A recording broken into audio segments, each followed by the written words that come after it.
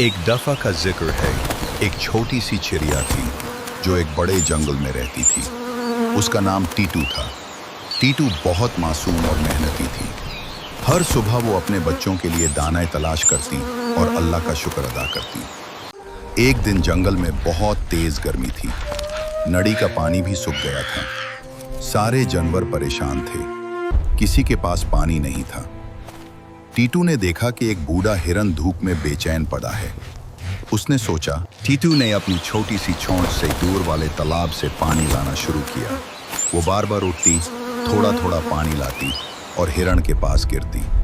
दूसरे परिंदे हंसने लगे, लेकिन टीटू ने कहा, मैं अपनी कोशिश से अल्लाह को राजी कर रही हूँ, नतीजा तो अल्लाह के हाथ में है। कुछ देर बाद आसमान पर बादल छा गए और बहुत तेज बारिश शुरू हो गई।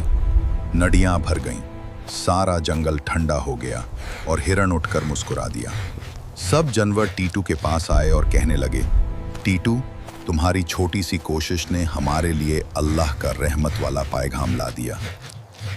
टीटू ने मुस्कुराते हुए कहा, जब दिल साफ हो और नीयत अच्छी हो तो अल्लाह छोटी सी कोशिश को भी बहुत बड़ा अजर देता है।